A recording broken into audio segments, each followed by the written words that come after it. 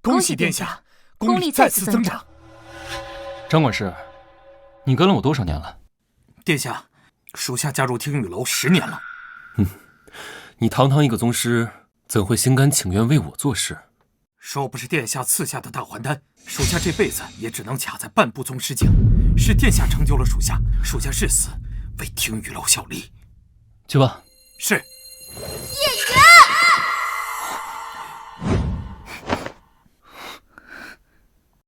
哎呀，许小姐，你不能进去！许小姐，你不能进去啊！滚开！许小姐，哎呀，许小姐，你不能进去啊！哎，许小姐，哎，许小姐，叶源。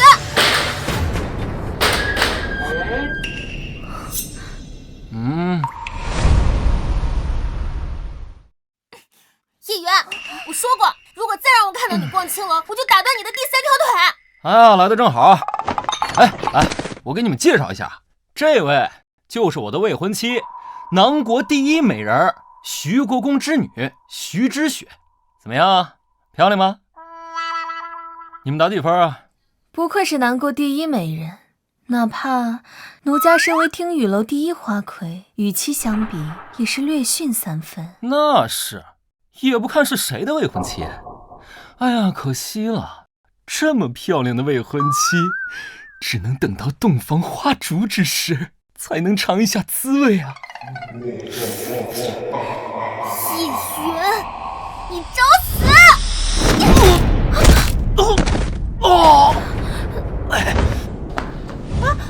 你去哪儿？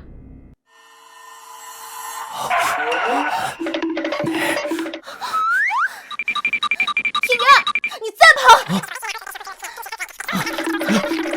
叶源，你别跑！叶源，你给我站住！今天非要打断你的第3条腿不可！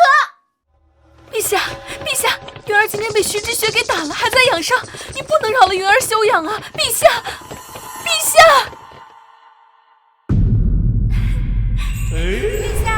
这边，这边，小美人，别跑啊！陛下，这边，这儿呢。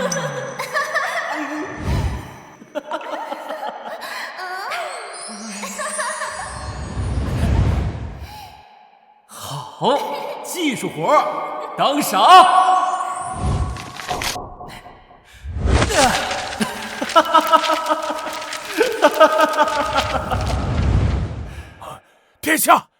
殿下！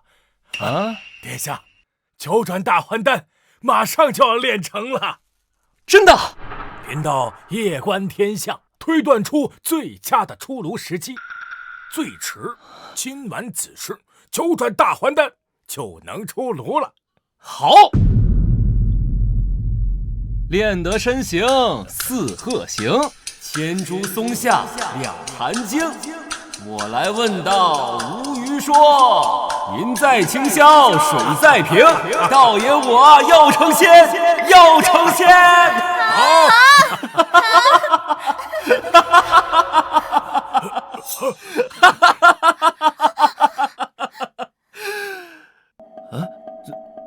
干什么啊？本皇子还没成仙呢，你们怎么都跪下了？云儿，这就是你说的啊？他在养伤。父皇，你来了也不说一声啊！你个逆子，给我跪下！你养道士练仙丹，招妓进宫，白日宣淫暴学无术，荒唐，简直是荒唐啊！现在更是传的整个京城所有权贵都知道了，皇室的脸都被你给丢尽了。谁让他把那个破丹炉拿回来的？你们知不知道？他为了练那个什么狗屁仙丹，几个月前失火烧了乾定殿。张玄，臣在，去把他那个破丹炉给朕砸了，看他还能不能练。是。哎，等等，父皇，你把我贬为庶民也好，发配边疆也好，唯独这炉子你不能动。朕就动了，怎么着？你若是动了，我就和你断绝父子关系。你个孽子，我今天要砍了你！我陛下，万万不可呀！再怎么说，云儿也是您的亲生骨肉啊！你看看啊，你看看你把他惯的，都快给他养废了。过几日就是诸国大比了，让他去，他能行吗？云儿的外公是开国功勋长国公，云儿的母后更是一国皇后，母仪天下。她的娘和外公死得早，她年幼时又因公务繁忙无暇照顾，整个后宫只有臣妾把她视若己出。我不疼她，谁疼她呀？长国公立下不世之功，难道还不能保他的孙子一生无忧吗？好啊，次次都是你的外公当你的保命符啊！若不是看在你外公的面子上，朕早就砍了你了。来人，把这个不孝子给朕赶出皇宫，把他赶到他那个破道观里住一辈子。从今往后，朕不想看到这个逆子，让他有多远滚多远。什么？父皇，你让我搬出宫去住进那道观里去？哼，没错。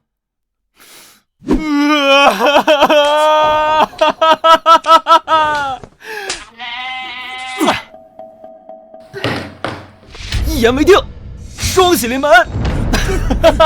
你这个畜生，你个皇上，陛下！还好，陛下只是气岔气，并无大碍，不然连我也保不住叶云了。娘，你刚才干嘛要护着那个废物？为何不让父皇一剑砍死他？陛下也只是说说而已，哪里真舍得下手？毕竟也是姓叶的。轩儿，娘这些年为你费尽心思，处理后宫那些有潜力的皇子，但是叶云不一样，他的外公是长国公，虽已逝去，但威望尚存。娘只有把他养废了，对你才没有威胁。轩儿，你只有成为陛下眼中最出色的皇子，这储君之位，自然而然就是你的。娘，我明白了。殿下，那我们现在接着奏乐，接着舞吗？你觉得本皇子还有心情吗？李道长留下，其他所有人，都滚！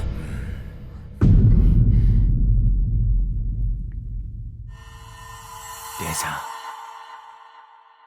娘，外公。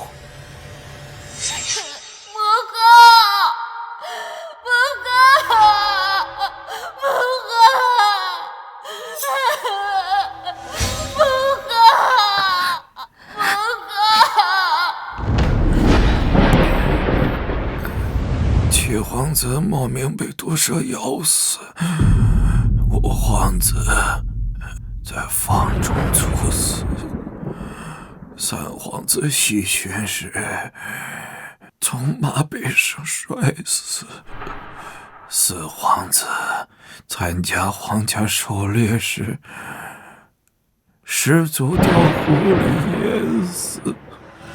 这些年里，9个皇子莫名其妙的就死了4个。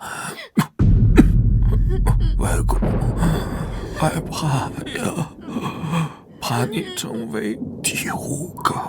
云儿，你天资聪颖，文武双全，可外公死后，再也没有人能护着你了。切记呀，从今往后，你万不可锋芒太盛，你要忍，要装，更要藏了。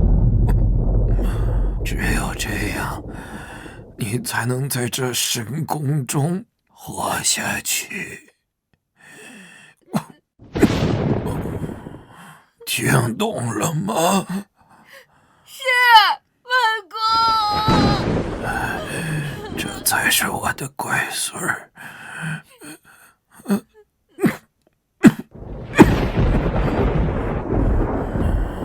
云儿，你是个聪明的孩子，外公是病死的，可你娘不是病死的，她是被奸夫所害。等你平安长大，你一定要替你娘要讨回一个公道。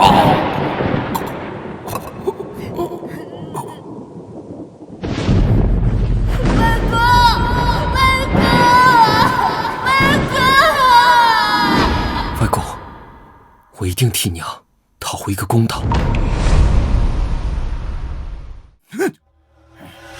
气死我了！气死我了！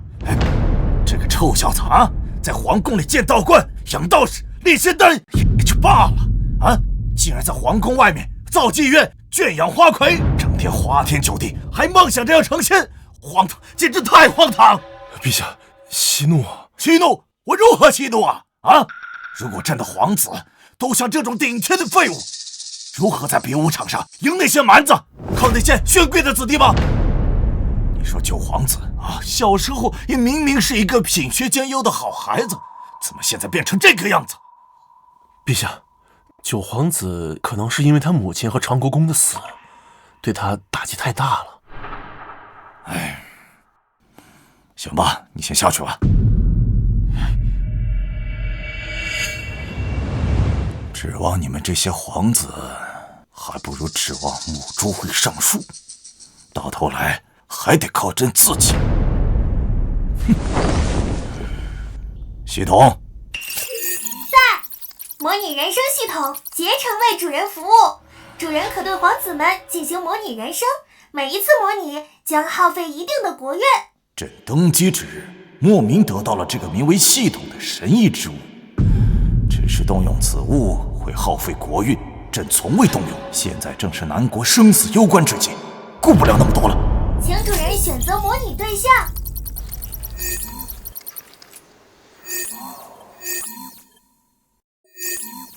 叶延之。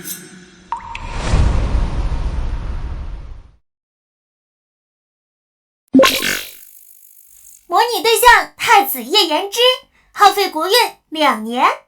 模拟开始。太子叶延之，天资出众，3年前被南国皇帝立为储君，然天妒英才，于1年前突然患病，终日卧床，最终病入膏肓，于半年后离世。朕最宠爱的太子，竟然活不过半年。综合评估：英年早逝，文武兼备，南国栋梁。可惜了，妍儿若不是病重，在诸国比武场上，未必不能为我南国夺魁呀。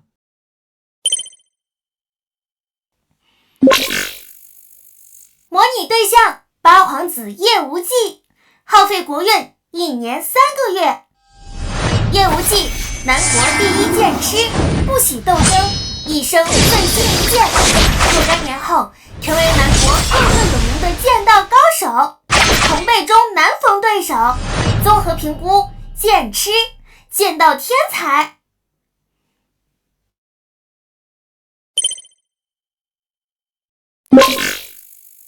模拟对象二皇子叶轩，耗费国运1年6个月。二皇子叶轩，皇贵妃长居之子，在兄弟支持下，太子叶延之死后，成为继任储君。综合评估：武道之才，年少有为。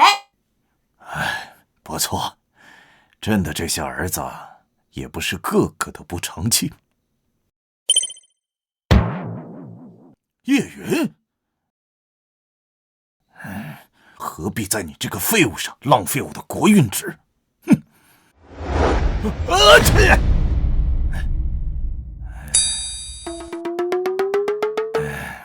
罢了，那就让朕看看你到底有多烂。九皇子叶元，耗费国运50年。这什么？魔你这个废物，耗费我50年的国运！魔你这个废物，耗费我50年的国运！这他在干啥？他怎么会修炼呢？叶云，南国九皇子，其外公乃是南国开国功勋长国公，母亲乃是开国皇后吴素。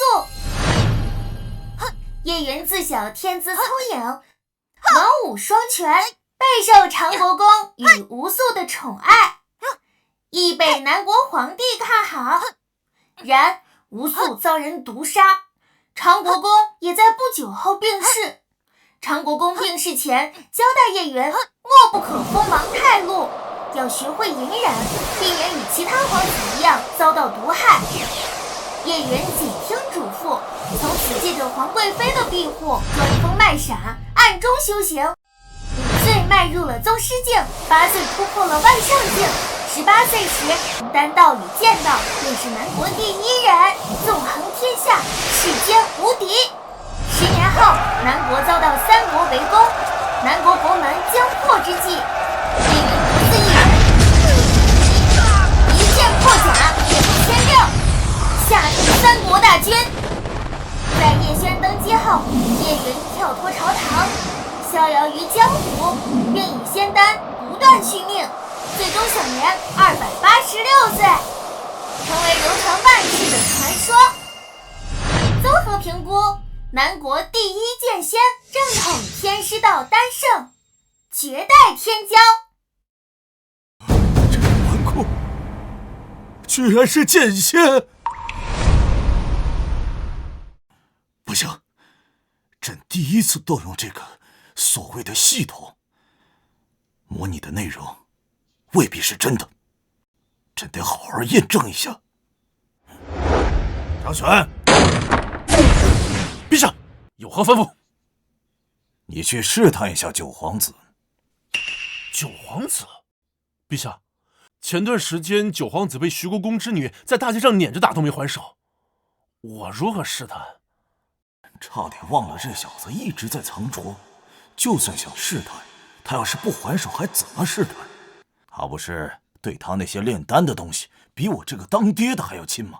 你去把他那个炼丹炉给砸了，看他还淡定吗？是。张玄可是京城第1大高手，朕倒要看看，是你一直在装疯卖傻，还是系统模拟的东西根本就是子虚乌有。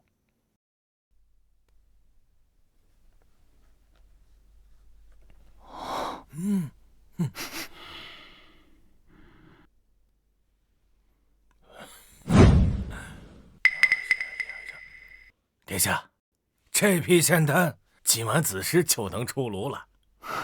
好，你先退下吧，九转大还丹至关重要，我要亲自盯着。是。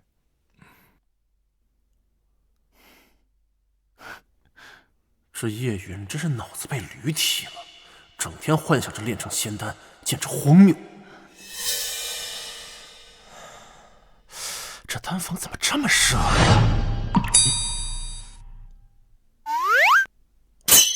啊！这房子真该修了，居然漏雨。真蠢，这都没发现。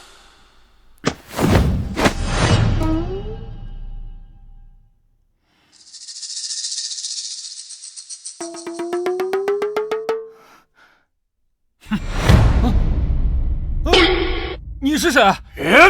好好饶命！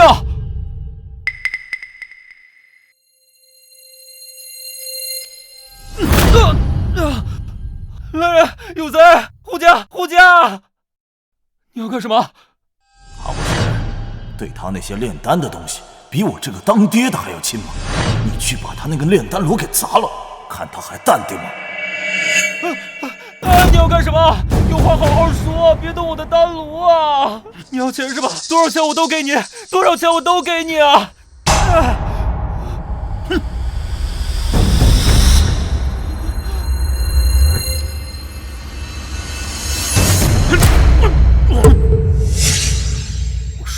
这么倔，非得跟我单撸？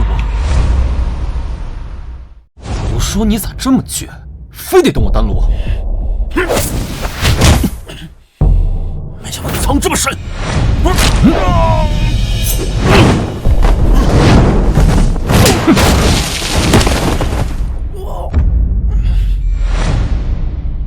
动我可以，动我的丹炉得死！参见陛下！啊！无名小贼，算你跑得快！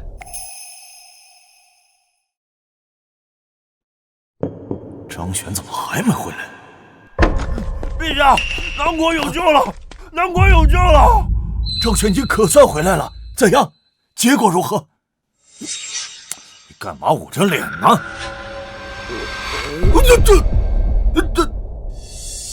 这是谁把你打成这样的？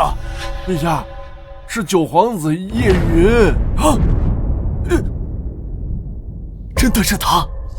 陛下，臣和九皇子当时大战了300回合，不分伯仲。臣顾及九皇子的身份，也照顾九皇子的面子，怕伤了九皇子，所以臣一时大意。哎呀，你跟老九大战了300回合，也没那么多。哦，那是多少？一少。你呀，原来系统模拟的内容是真的。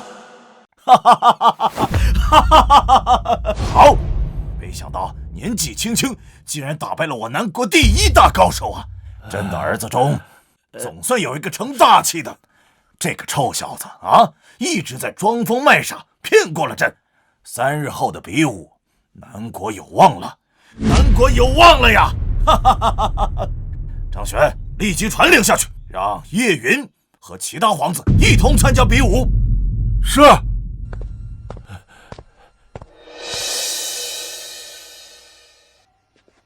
娘，我们何必在这个废物身上浪费时间？2次3番就过来看望他。这么多年都忍过来了，也不差这么一天。更何况我每次看见他那废物模样，再看看你，娘心中总有说不出的开心。舒服。啊？嗯？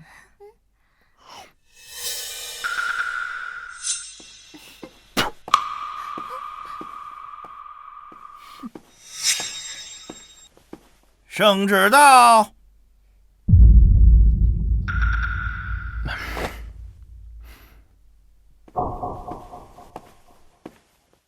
九皇子叶云接旨。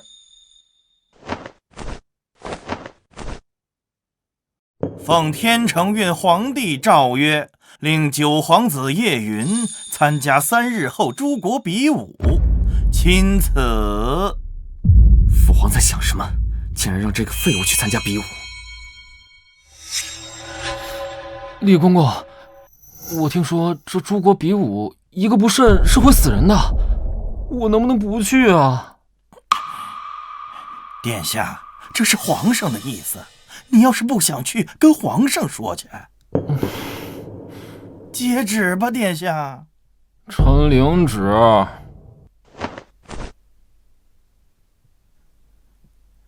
哎，殿下，3日后的诸国比武，你可不能再让陛下失望了。老奴告退。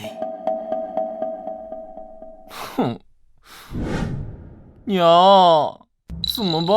我不想参加，会死人的。哎呀，你放心，我会请全京城最好的御医给你治伤。实在不行，娘花点钱买通那些蛮夷，让他们对你下手轻点儿。娘，你对我真好。傻孩子，我不对你好，谁对你好啊？真是天真。诸国比武生死较量，你一个没有武功的废物上去，不死也得残废。到时候，薰儿会在诸国比武上大放异彩，而你将会在陛下面前丢尽颜面。等诸国比武一过，薰儿受到陛下重用，我再也不用装着慈母。乖。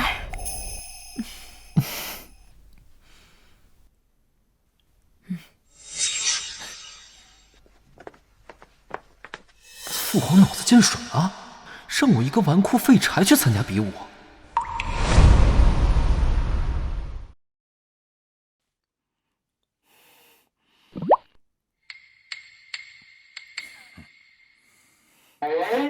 爹爹，我听说叶云已经被陛下列入了比武参赛名单里，这是真的吗？怎么，你前几天不是还在大街上追着人家打吗？这个时候替他着急了？你不是不喜欢他，不想嫁给他吗？等他在诸国比武上被人打死，连退婚都省了。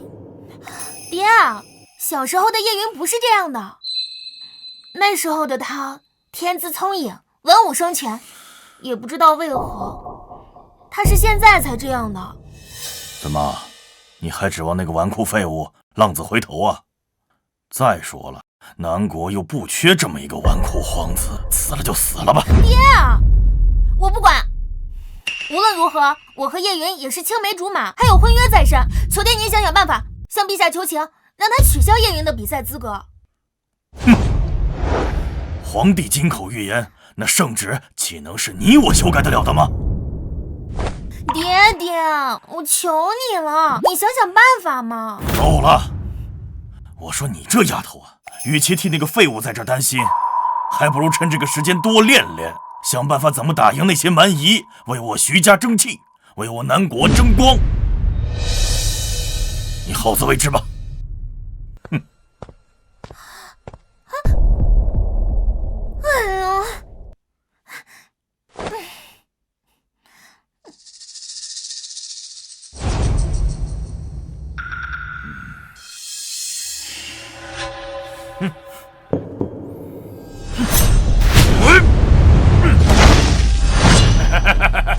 南国皇帝，如果你南国能在大比中获得头筹，那丝绸路的驻兵权就归你们。可是你们要是输了，我南国不会输。想不到南国皇帝竟然如此自信。哼，虚张声势，南国地广人多，却是以文治国。对付南国这些权贵武者，八狐烈一个人就够了。哼，有老九在，朕想输都难。南国的权贵子弟们，你们谁先上啊？我们南国可不是好欺负的，我跟你打。慢着，上台的人选朕来定。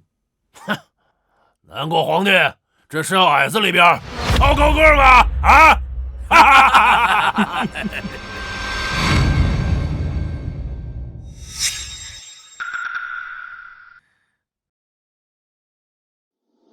灵儿，你上。我。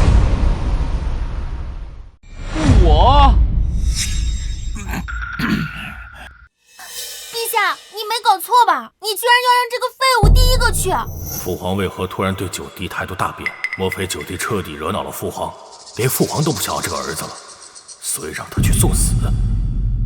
父皇，不可呀！九弟再怎么荒唐惹事，可他毕竟是您的亲儿子，父皇怎么忍心让九弟上去送死啊？不行，陛下，万万不可呀！云儿再怎么说也是您的亲生骨肉，不行，我不同意。哎，你们懂什么啊？云儿，你还愣着干什么？快上去！云儿，你放心啊，娘已经请了最好的御医，就算断手断脚，也能给你接回去。放心上。谢谢娘。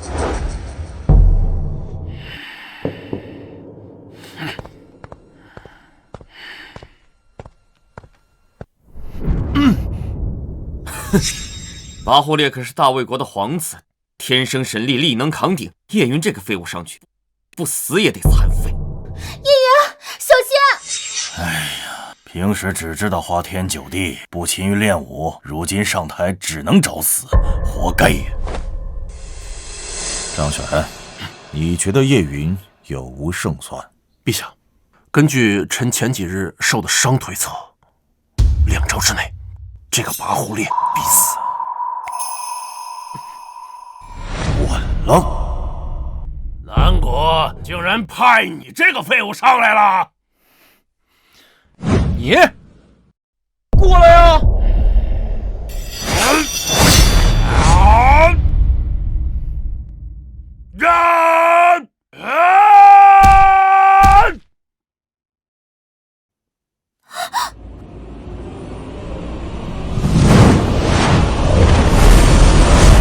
哎呀，来了！哎呀，来了！我认输！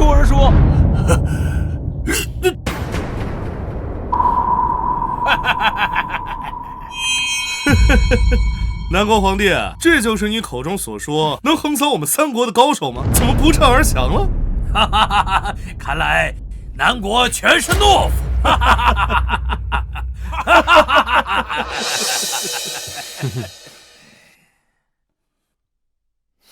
哎呦，这个废物，简直把我们南国的脸给丢尽了！陛下就不应该让他先上的。哎呀，你说他这怎么就投降了呢？陛下，叶云既然身怀绝世武功，定然是有他不出手的理由。不出手的理由？然长国公病逝，病逝前交代叶云，莫不可锋芒太露，要学会隐忍，免得与其他皇子一样遭到毒害。朕明白云儿为什么要藏拙了。怎么？难道你们南国一个也没能打的吗？我来！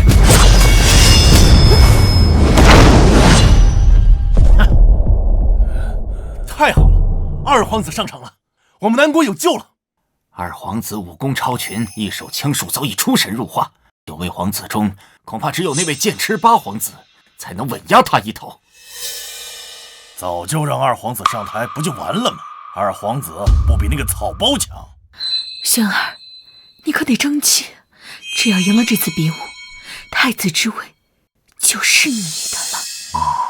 也罢，先看看其他皇子的表现也好，实在不行还有老酒兜底呢。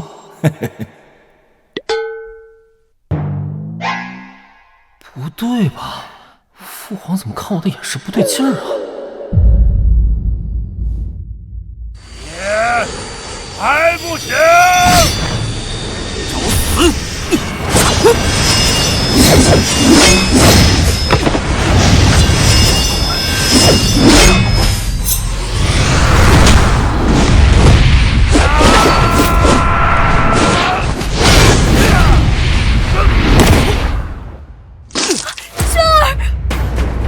二弟，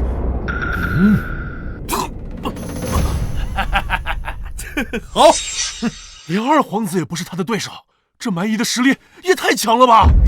怎么会？看来其他人指我不上。叶云，你不就是要自保吗？朕给你权力，给你兵马，你就不用再装了。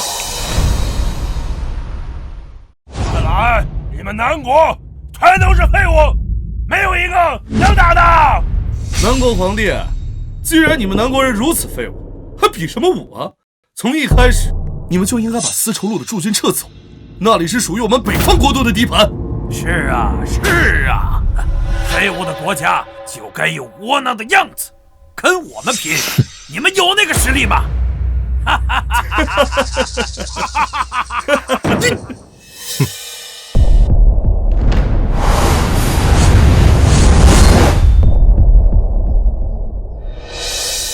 是8皇子，8皇子可是南国第一剑痴，不惜争斗，醉心剑道。以他的天赋，将来几10年问剑宗师也未尝不可呀。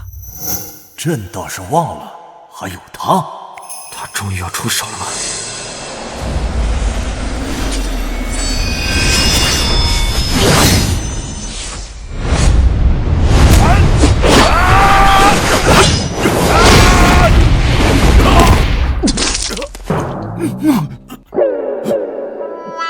哎呦！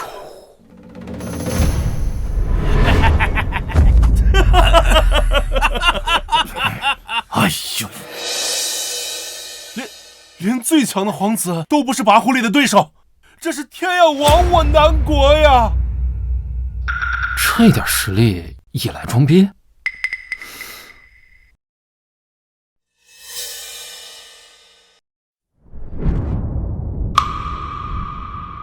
看来只能靠他了。谁能助我南国在比武中夺魁，朕便封他为镇北大元帅，接掌10万北元军。北元军可是长国公生前管辖的军队呀！长国公死后，镇北大元帅的职位一直空着。陛下竟然下如此血本，要把镇北大元帅的职位给交出来。北元军一骑当10，如果接管了北元军，岂不是相当于接管了100万大军？就算陛下许以重礼，这些蛮夷的实力如此恐怖，想要夺魁，那也是难如登天呐！这下，朕就不相信你还不心动。这时候想着封赏，早干嘛去了？南国皇帝急了。元军镇北大元帅，外公生前掌管的大军，这可是实打实的实权。有了这支军队，我还何惧皇贵妃那老妖婆？陛下，此话当真？哼，上高了，君子一言，驷马难追。好。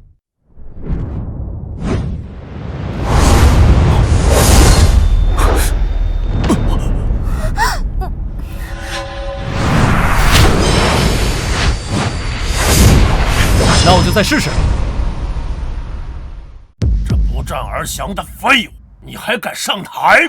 嘿嘿，你真是不知死活呀！我也不欺负你，我让你先出手。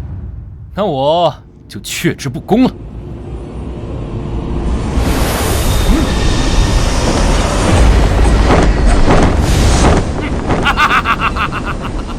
这细胳膊细腿的，装的有模有样。哎，往这儿看，有点人，照这儿看，看死我呀！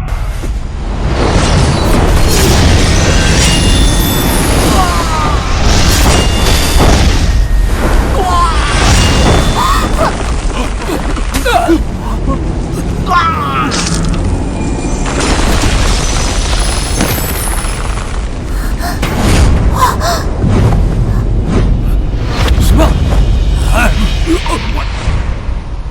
这可是你让我砍的啊！叶云竟然一剑就把跋扈烈给……跋扈烈可是半步宗师啊，居然接不住他一剑！怎么会这样？他不是被我养废了吗？好啊，我就说老九行吧！啊哈哈哈哈哈！看来还是我低估他了，杀跋扈烈根本用不了2招，1招足矣。爹，叶云赢了，叶云赢了！南国皇帝，你们竟然杀了跋扈烈皇子，你们是要与我们3国开战吗？哼！诸国比武，刀剑无眼，生死自负。他自己死了，是他学艺不精。难道你们还想不认账吗？你南国皇帝，别高兴得太早。跋扈烈背后的大魏国，是我们3国之中最弱的一国。跋扈烈也是我们3人中最弱的一人。娘，他们说的没错，鲜卑国和准噶尔国实力远强于大魏国，最后的结果还不一定呢。叶云，你可真能藏，是本宫看走眼。那就来吧，你们一块上，我赶时间。你九弟，小心啊！鲜卑国和准噶尔国都是以武治国，这2人是2国年轻一代的最强者。没错呀，乌尔芬乃准噶尔王国大皇子啊，素来以一身蛮力著称。据说他3岁就能举起100斤巨鼎，8岁就可以手撕猛兽啊！如今他年纪轻轻就达到了宗师境，巴尔特与他也不分伯仲啊！什么？这2人竟然都是宗师？2位宗师联手，九皇子怕难以是对手啊！叶云，你未免也太托大了，1对1你还有胜算，可你竟然要1对2，蠢不可及！叶云，如果你赢了，我就嫁给你。陛下，看来您对九皇子很有信心啊。只要老九不放水，南国就不会输。哼，元儿，你放心大胆的打，打死了父王的。对付你们就不用武器了。都说你们以武治国，民风彪悍，可本皇子也略懂一点武功，有什么问题吗？不知死活！哎，小姐，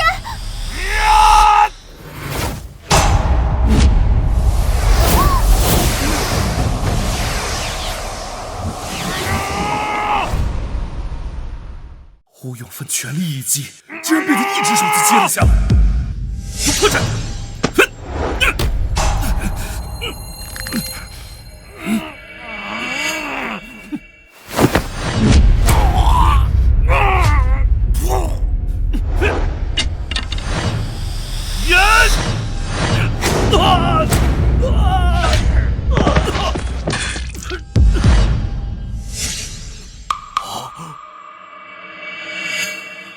也不行啊，你们！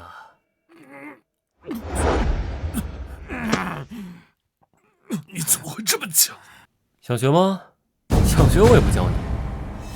诸国比武，夺魁者南国九皇子叶云。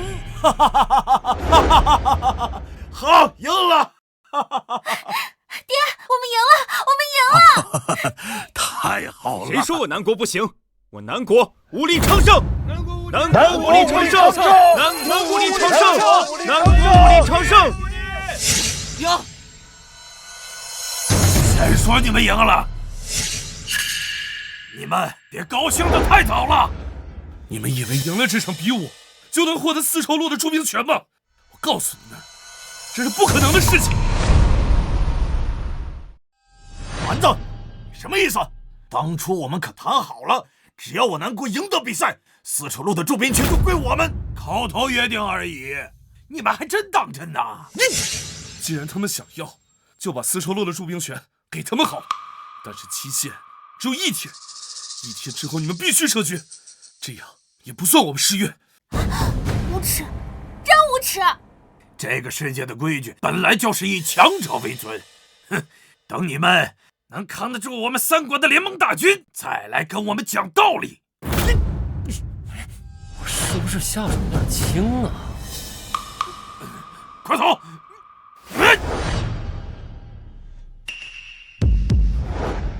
父皇，是否要追？陛下，万万不可呀！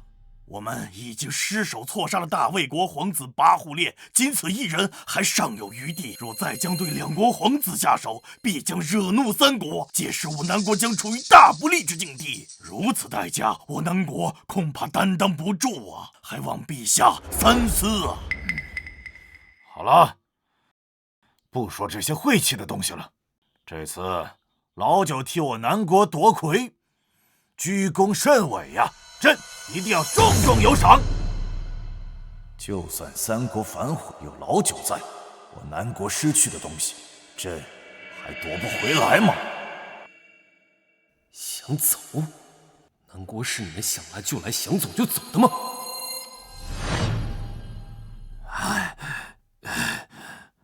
想不到南国的实力竟然这么强，这世间9品武者之上，还有宗师、金刚、指拳万象4境。那南国九皇子叶云击败了咱们3人，他的实力至少是金刚境。哼，金刚境又如何？那也是血肉之躯，敌不过千军万马。等我们回去，就让父皇起兵，踏平南国。好，您是谁？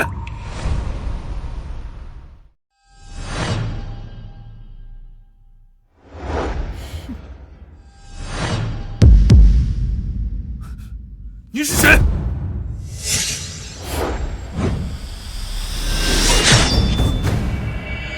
啊！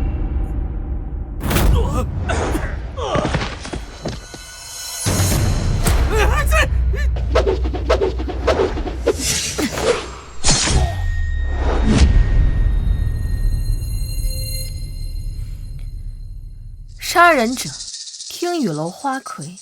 青鸟。什么？什么？我儿乌永奋死在了南国。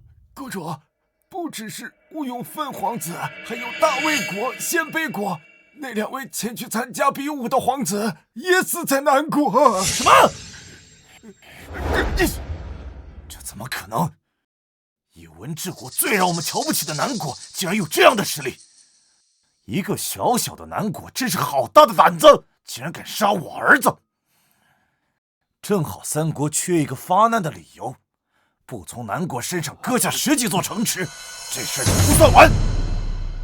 他南国也休想再得到丝绸路的驻兵权，马上给大魏国和鲜卑国传信，我要让南国死！是。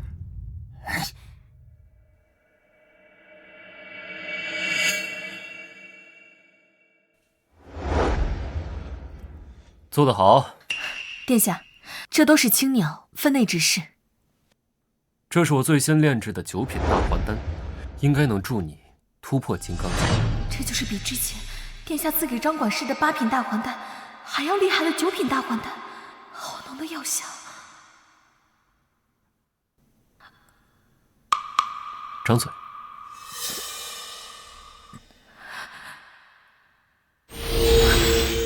我的境界竟然这么快就开始松动了，谢殿下。外公，我终于有机会为娘沉冤昭雪了。叶远，叶远，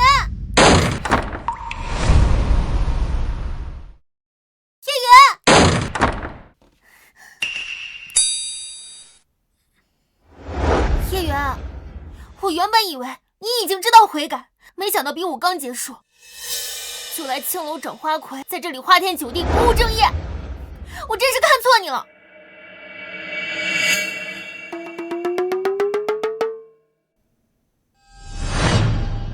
我记得某人说过，比武大会结束之后，若是我赢了，就会嫁给我。这话还做不做说？叶远，你不要以为你比武夺魁救了南国就可以得意忘形。你要是不改当初，我还是会一样讨厌你。我告诉你啊，吴永凤和巴尔特在回国的时候惨遭劫杀，此事已经闹得朝野震动。你身为南国的皇子，难道不应该为陛下分忧，为南国分忧吗？而不是还有心情在这里和花魁在这里卿卿我我。殿下，要不要？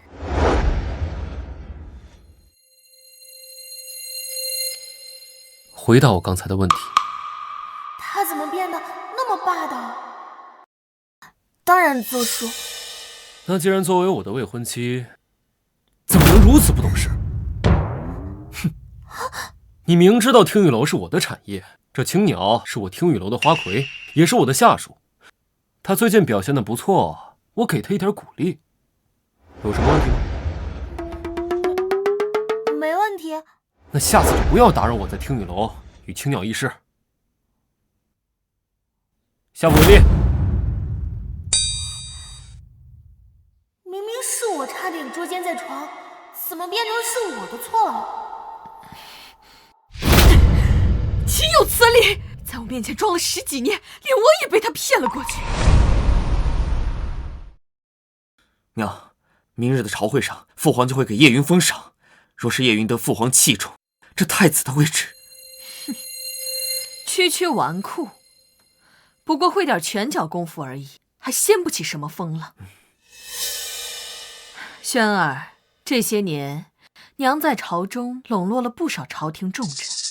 明日晨会，你只要向叶云发难，朝廷重臣都会站在你这一边。我就不信，凭他一人能敌过满朝文武。轩儿，你要记住，千万不能让他当上这个镇北大元帅。一旦让他掌握了实权，我们的好日子可就到头了。好。九皇子，太子他什么时候回来？娘，咱们慈明宫给太子用药材快用完了，等一下让下人补一补库存。太子这顽症痼疾，得加大药量，好好治一治。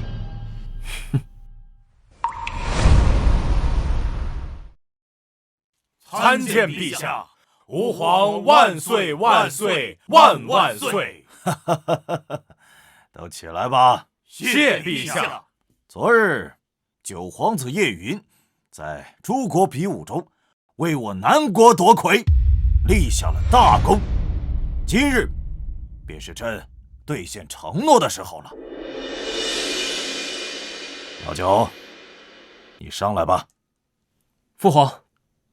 老九，朕封你为镇北大元帅，封地北凉，接掌10万北元军。谢父皇。有了实权，我总算可以放开手脚，去调查娘当年的死因。父皇，我反对。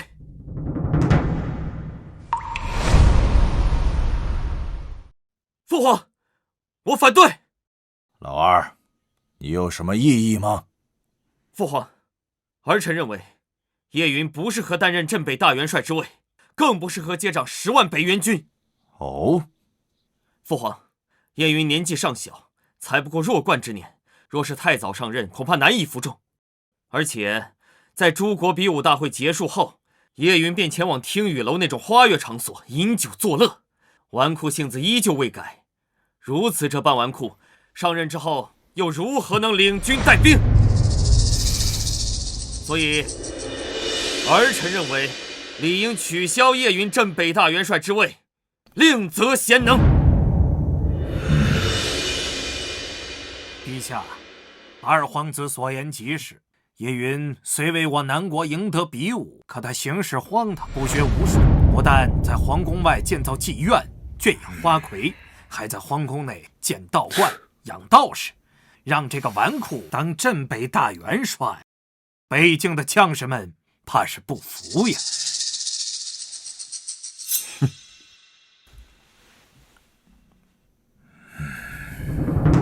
不错，陛下，不服是小，以他这般纨绔的性子，陛下，臣唯恐九皇子到北元军上任不出半年，就把北元军的军纪给败坏了。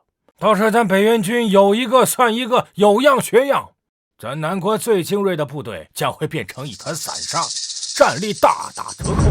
为了咱南国的军事战力，臣不赞成此事，还请陛下三思。你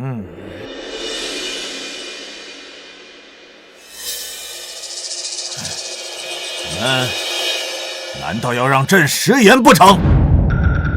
臣不敢。如果陛下非要让九皇子当这镇北大元帅，也不在这一时。臣建议让九皇子先去北境边关历练3年，磨砺磨砺性子。等九皇子通过了考验，再言封赏也不为迟。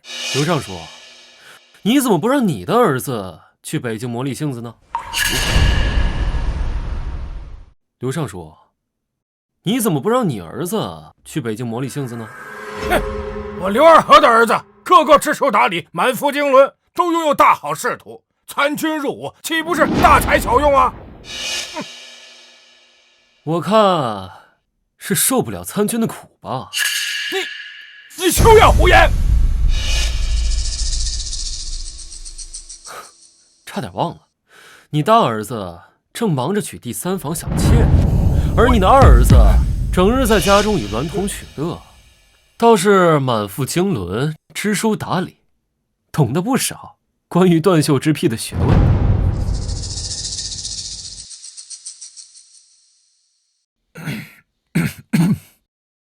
没想到这老九武功超群，连口才也一流。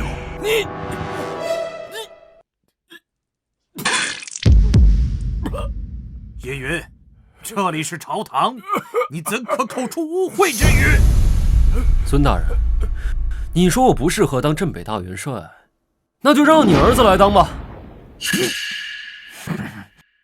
不过你儿子倒是我听雨楼的常客呀，还在我那儿挂了20万两的账。我看您老还是先替他把账还了再说吧。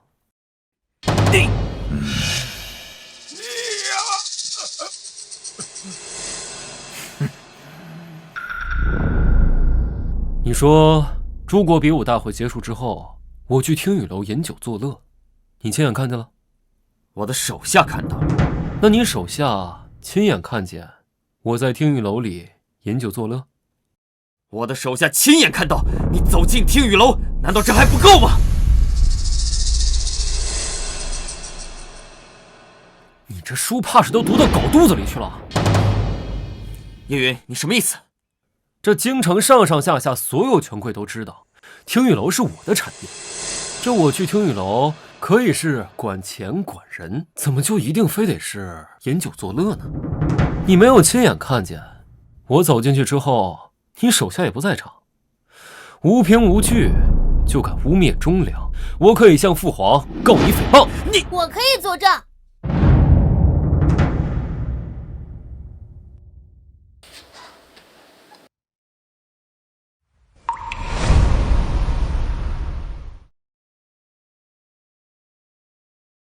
我可以作证，叶云进入听雨楼以后，只是管事，并无饮酒作乐。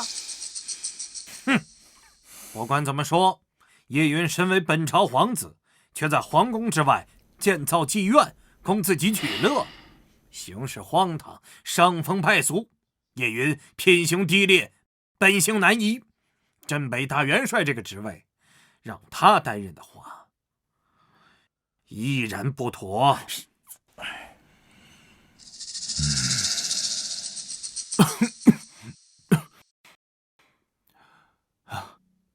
父皇，儿臣认为，九弟所开的听雨楼，名满京城，日进斗金，也纳足了税。如今我南国国库空缺，九弟的产业也算是为我南国做了一份贡献。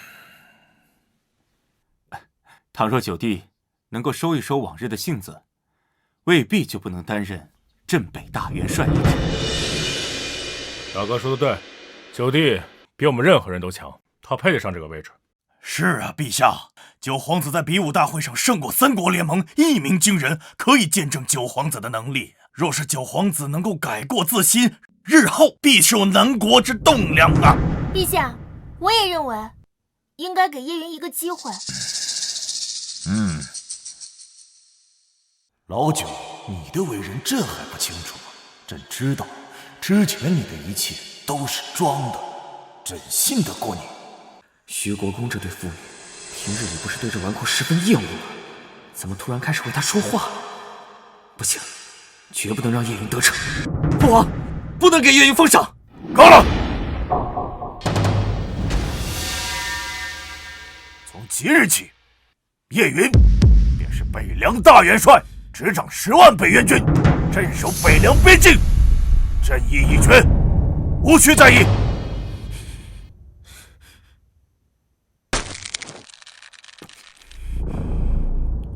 还有别的事情要奏吗？臣有事要奏。讲。是关于九皇子与小女的婚事一事。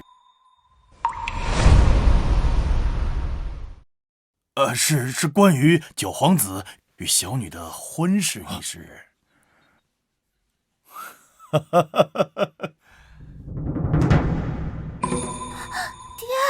九皇子与小女徐之雪自幼便有婚约，二人如今已经到了适婚之龄，臣恳请陛下将二人的婚事尽早提上日程。好，既如此，老九啊，你们二人就择日尽早完婚吧！啊！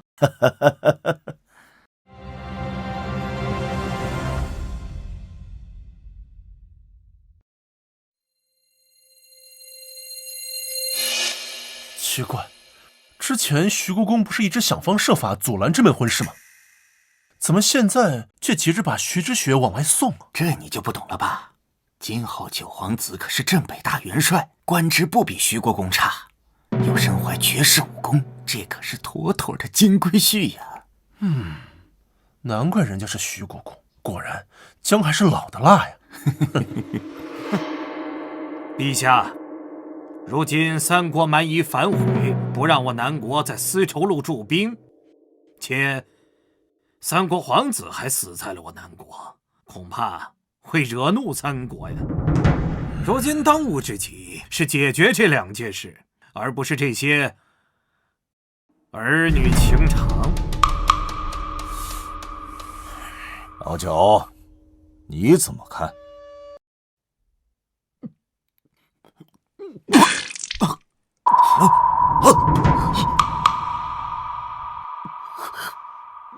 大哥，老大，老大！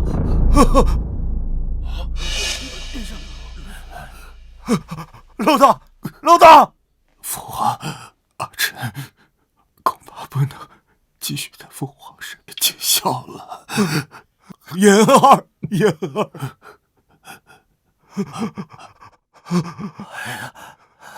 太子叶延之天资出众，3年前被南宫皇帝立为储君，然天妒英才，于1年前突然患病，终日卧床，最终病入膏肓，于半年后离世。系统模拟的内容要成真了！太医，传太医，传太医，快传太医啊！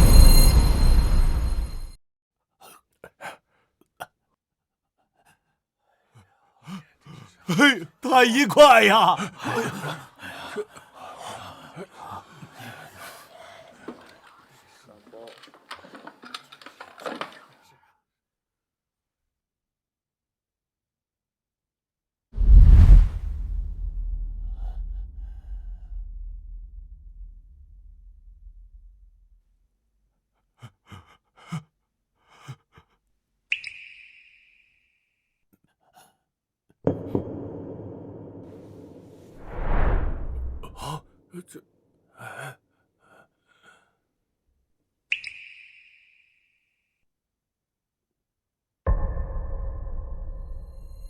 陛下，太子的顽疾已渗入心脉，恐怕活不过今日。什么？你说什么？难道就没有别的办法了吗？陛下，臣尽力了。你这个废物！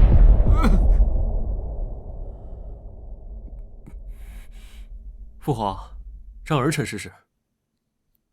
你连京城最好的医师都束手无策，叶云你一个纨绔，你懂医术吗？此乃回春丹，快给大哥服下便可。哎，叶云，你平时自己滚到这些破丹药就算了，还敢拿出来给人吃？你是想送大哥提前上路吗？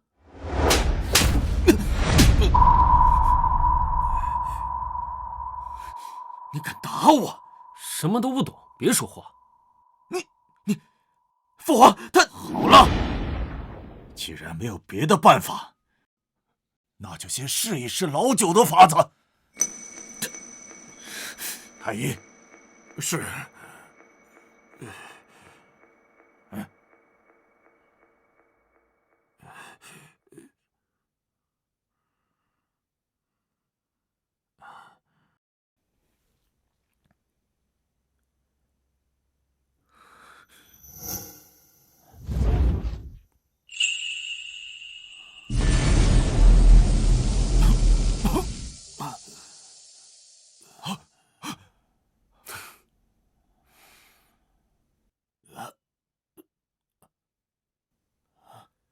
然儿，你感觉怎么样？我感觉好多了。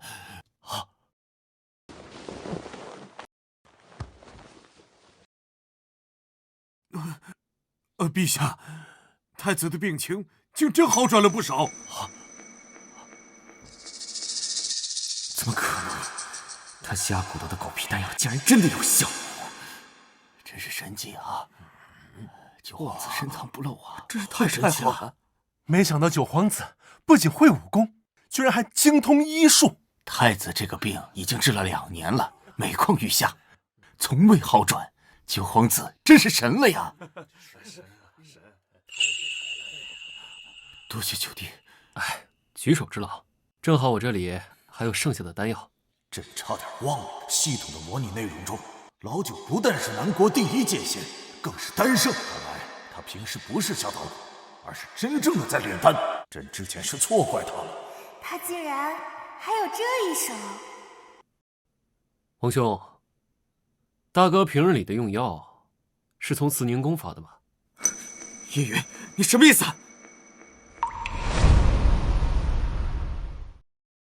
叶云，你什么意思？2年前，大哥突发恶疾，全城的医师都束手无策。这自从慈宁宫的药日复一日送入大哥口中，大哥的病便越来越重。叶云，你是在怀疑我娘吗？你别忘了，你小时候谁照顾你的？是我娘，也是你娘。你要当那忘恩负义的白眼狼吗？这个时候就别道德绑架了。我这个人喜欢就事论事儿。如今这大哥的身体出了问题，你们慈宁宫也应该负部分责任。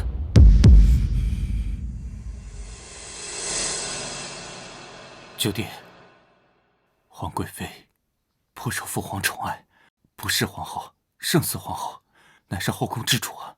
况且她平日里待我也不薄，怎么会做出这种事呢？你又不是她亲生的，你怎么这么确定？父皇，我娘乃是你最宠爱的贵妃，她的为人您最清楚不过了，她绝不会做出这等事情来的。唐玄，你怎么看？陛下，皇贵妃乃后宫之主，位高权重，没有你的命令，我等轻易不敢动啊。老大这件事情，若如老九所言，确实有几分蹊跷。那朕便去慈宁宫的药房看上一看。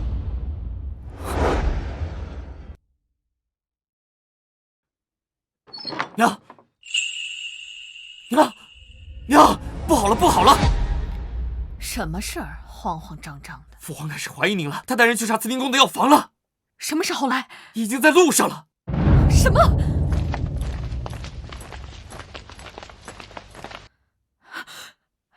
把你们手里的活儿都停下！快快把这些东西都给我倒掉，全部都给我处理干净！快去啊！快呀！快点儿！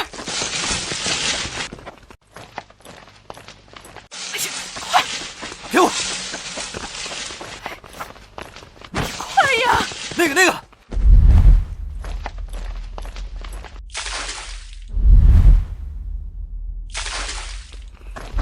快！全部都给我处理干净啊！把什么处理干净啊？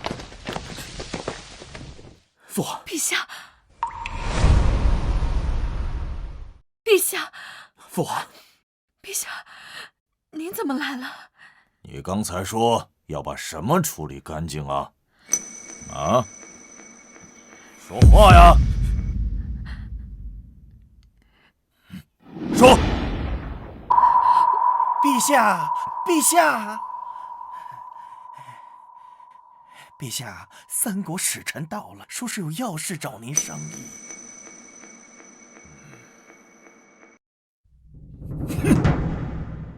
刚才不来，偏偏这时候来，罢了，晚点再收拾你。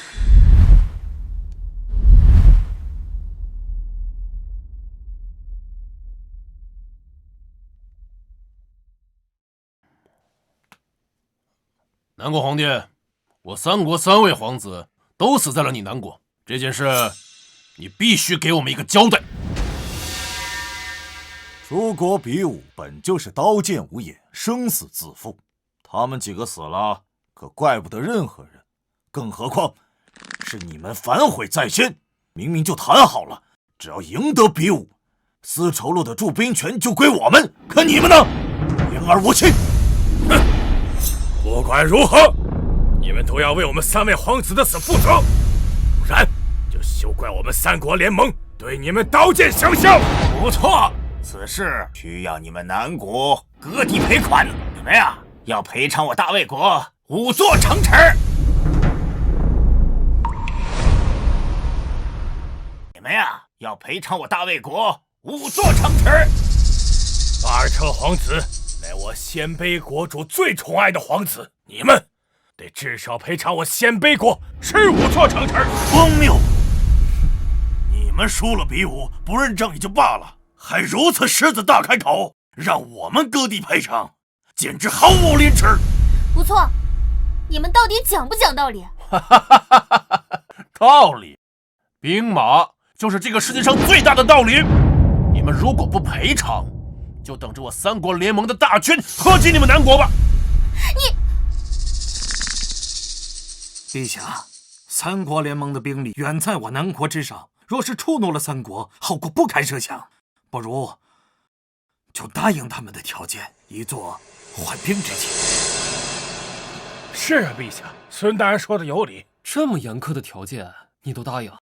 你俩脑子被驴踢了？还是说你们收了他们什么好处？叶云，你莫要污蔑诸臣。那你说该怎么办？若是三国联盟的大军压境，咱们南国如何抵御？这个责任，你担当得起吗？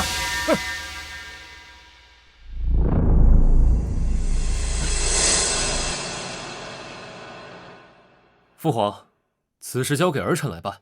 我倒要看看老九如何解决此事。可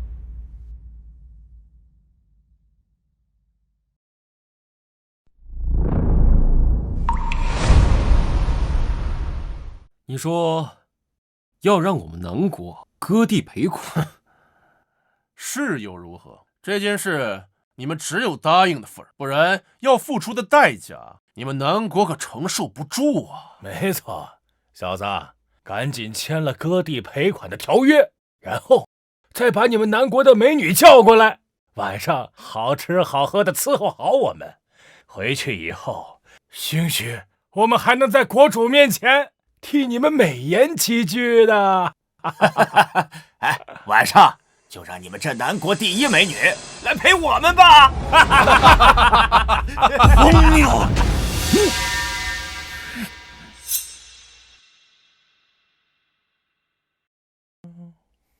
进来。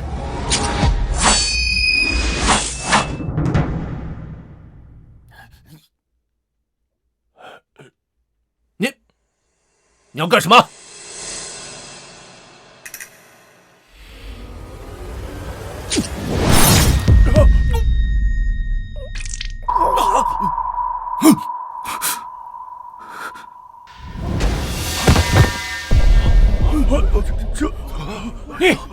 你竟敢杀我三国使臣！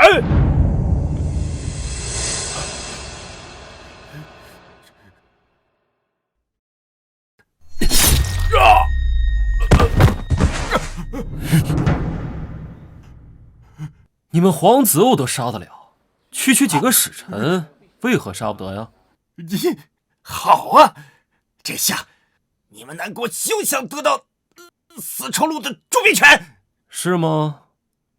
别杀我！我这就走！我这就走啊！我这就走！别杀我！别杀我啊！别杀我！啊！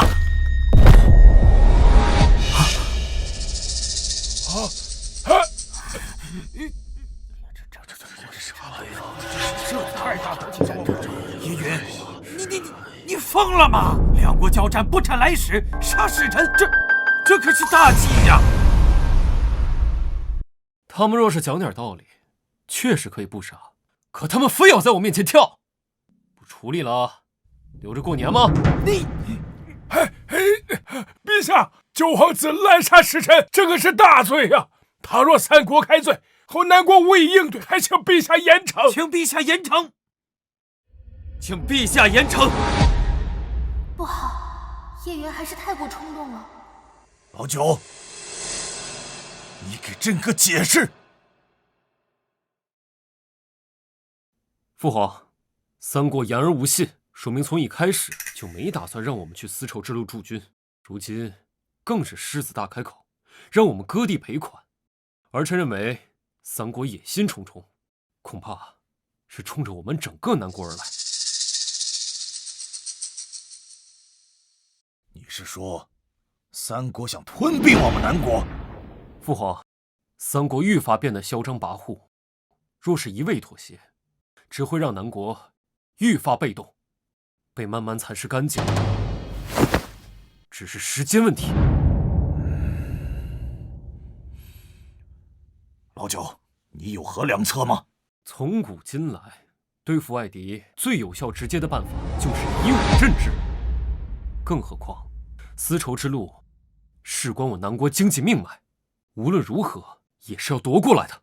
哼，说得轻巧。如今西域丝绸路有3国重兵把守，强行驻兵必会被3国群起而攻之。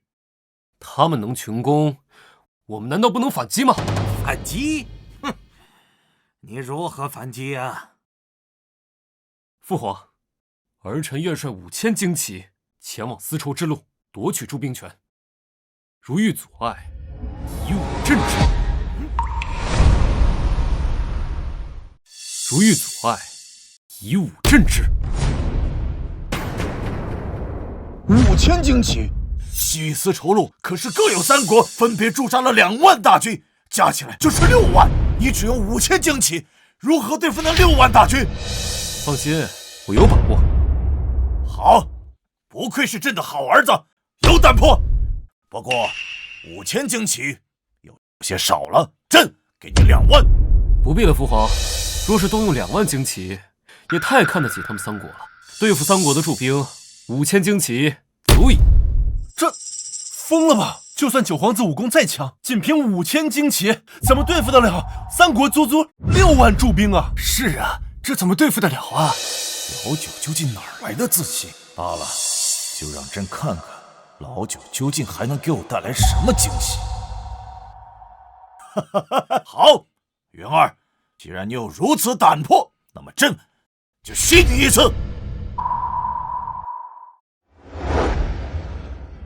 娘，你说这叶云怎么想的？只带5000精骑就敢去夺西域丝绸的驻兵权？他怎么想的我不知道，我只知道他现在深得陛下器重，而且那个小兔崽子似乎还察觉到了当年之事。要不是3国使臣来得及时，我们就完了。那接下来我们该怎么办？如今叶云得势，又有了实权，已经不好对付了。若再不尽快除掉他，恐怕死的就是我们了。他不是要外出吗？他外出的这段时间，已经足够做很多事情了。娘，你想做什么？他现在有陛下的背书，别说是你，就连我也很难动的。现在只有一个办法，真正除掉他，一劳永逸。什么办法？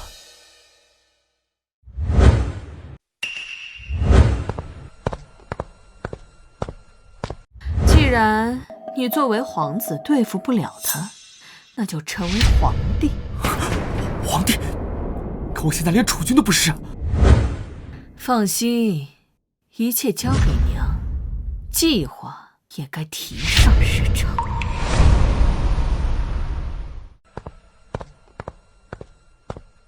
叶云，这么晚了还来找我，有事啊？叶云，你真的要去吗？怎么了？担心我啊？谁担心你了？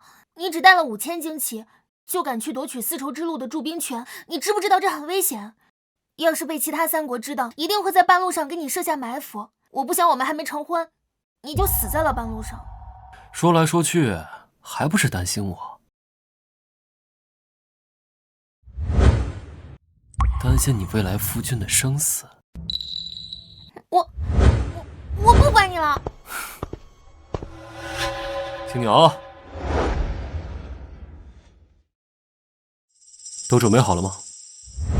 按照殿下的吩咐，一切都准备好了。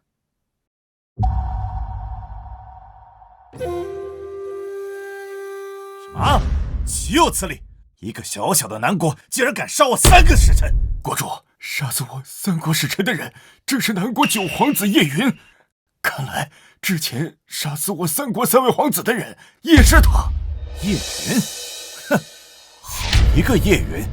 国主，最新传来消息，叶云要率5000精骑夺取丝绸路的驻兵权，而且他还说对付我们3国驻军5000精骑就够了。这个叶云完全不把我们3国放在眼里呀，国主。既然他那么自信，那我就让他有来无回。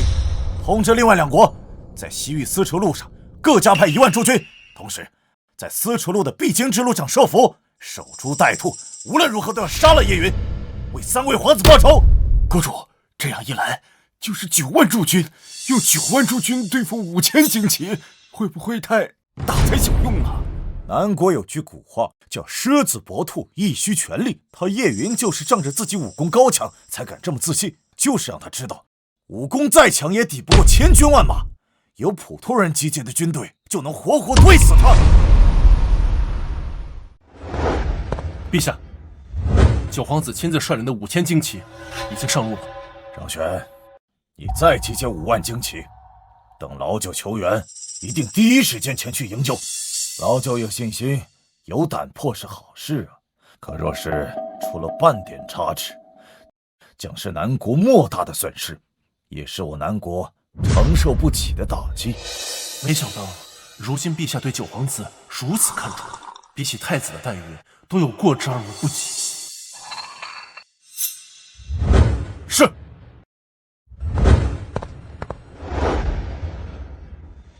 娘，叶云已经离开京城了，那接下来我们该做什么？什么都不用做，等。报！国主，在西域丝绸路附近发现了南国军队的踪迹。哼，终于来了！传令下去，南国士兵有一个是一个，绝杀无论。是。报！南国5000旌旗不知为何突然撤军。我们不是设下埋伏了吗？怎么没有中计啊？国主，不知为何叶云似乎察觉到了我们设下埋伏。这个叶云倒是小心谨慎，不过既然来了，就别想走了。传令下去，不追，一个也不许放过。是。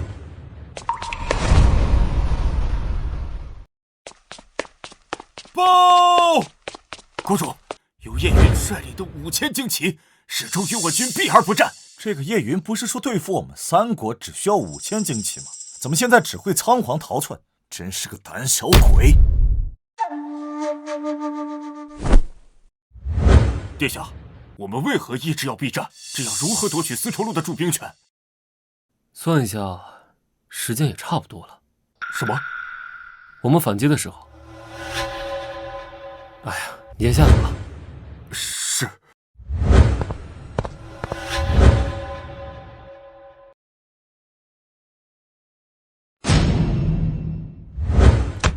殿下，属下的任务完成了，接下来那边就看你的了。国主，国主，国主，国主，大事不好了！慌张什么？说！叶云率领的10万北越军正大举北下，直奔我国都而来。啊！叶云不是在西域丝绸路吗？怎么会出现在北方？不知啊，国主。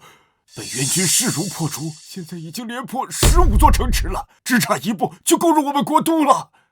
区区的10万北元军，你们都挡不住吗？国主，北元军一骑当时，叶云的实力又十分恐怖，他极擅长排兵布阵，我们实在是挡不住啊！废物，全都是废物！国主，北元军马上就要兵临城下，我等该如何是好啊？我等该如何是好啊？死守国都，马上向另外2国求援。是。现在求援，晚了。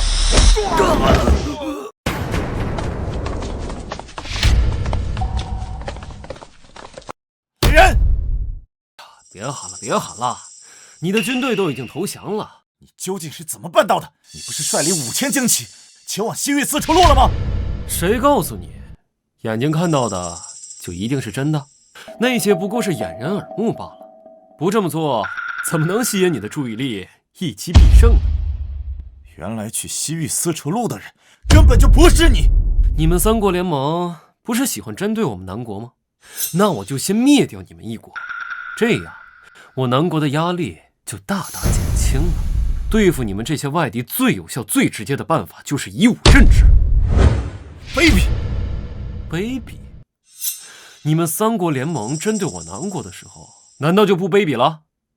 更何况兵法诡也，这叫出奇制胜。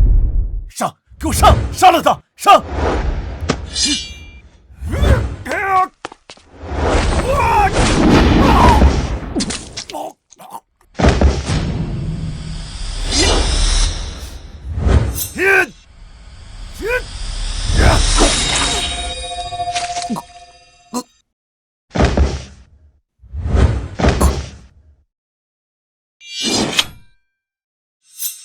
从今日起，再无准噶尔国。殿下威武！殿下威武！殿下威武！哈哈哈哈哈！好，这个老九好一张声东击西啊！一夺取丝绸驻兵权为引，反手就消灭了整个尔国啊！陛下，九皇子这算不算擅自出兵？哎，无妨，朕相信等老九回来，一定会给朕一个满意的解释。准噶尔国可是三国中实力最强的一国，灭掉了准噶尔国，不但会减轻我南国的压力，而且还会威慑另外两国。无论如何，这都是奇功一件。等老九回来，朕一定要重重的赏。陛下，陛下，太子突发恶疾，吐血不止，恐怕是危在旦夕。什么？哎呀！哎呀呀！太医，快！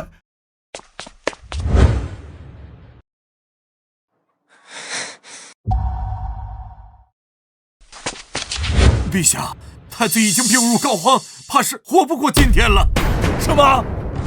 陛下，太子这疾病，怕是只有九皇子能治，而九皇子在外征战，想要赶回来，也需要约10天半月的时间。要是老九在就好了。雅儿，你还有什么话要对朕说的吗？父皇，2至4号，这出去的位置就空出来了。所有皇子只有就地的能力最为突出，而是希望太子能让就地来打。好，为父答应。答应。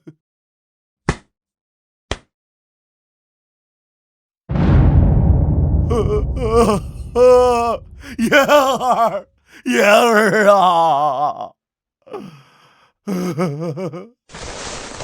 叶云，又是叶云。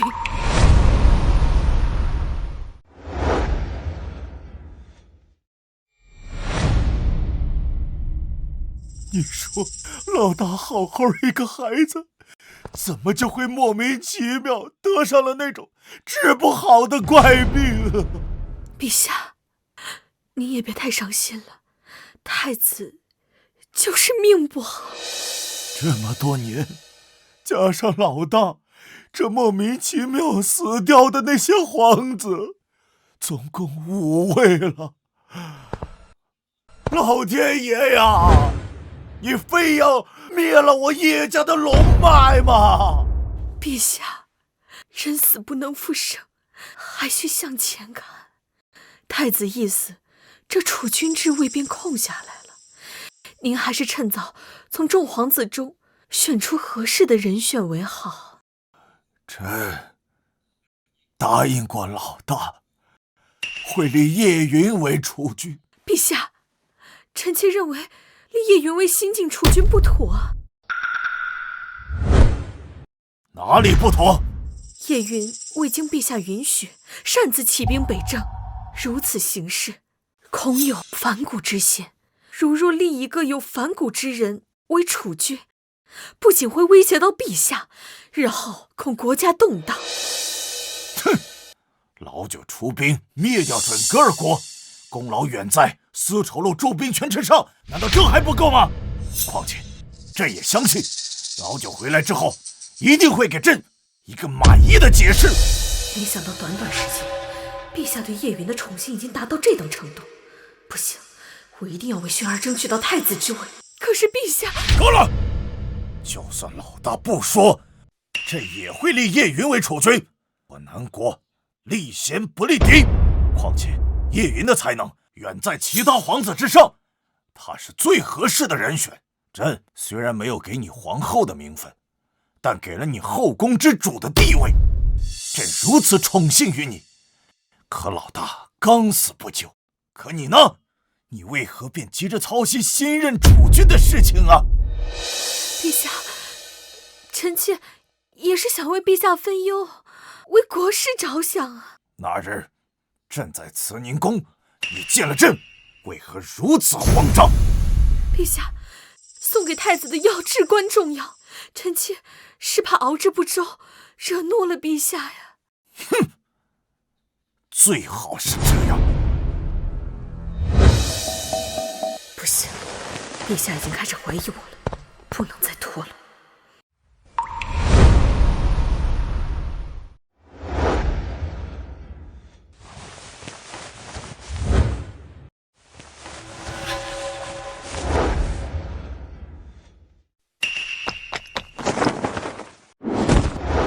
臣皇宫禁地擅闯者死！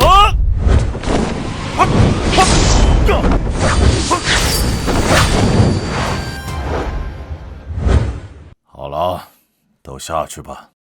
怎么，为何还不退啊？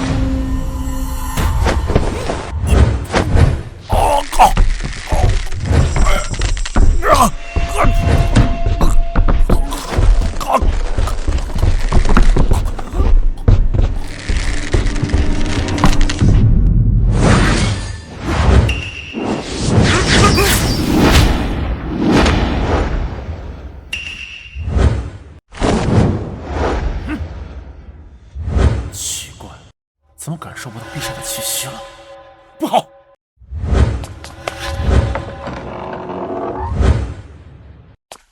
陛下，陛下！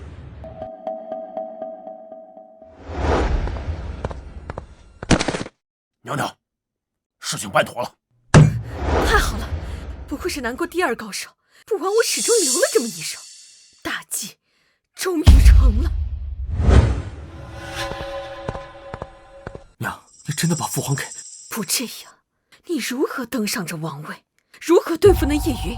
若是等到叶云回来，只会让陛下对他的器重和信任更上一层楼，到时候就是你我的死期。轩儿，你要记住，要想成就一番霸业，就必须要狠，要比所有皇子都狠。只有这样，才能登上这皇位，才能坐得稳，坐得久。娘，我明白了。我已经命人修改了继位诏书，明日便会昭告天下，你为南国新任皇帝。到时候，为娘便会垂帘听政，尽力辅佐你。宣旨，奉天承运皇帝诏曰：朕自登基以来，奉天命而治天下，兢兢业业，不敢稍有懈怠。今朕年迈体衰，自知大限将至，特书此遗诏，以定国本，安民心。朕知皇子众多，然唯叶轩才德兼备，仁孝两全，堪当大任。朕决定立叶轩为皇太子，即日起监国理政，待朕逝后继皇帝位，统御万邦，钦此。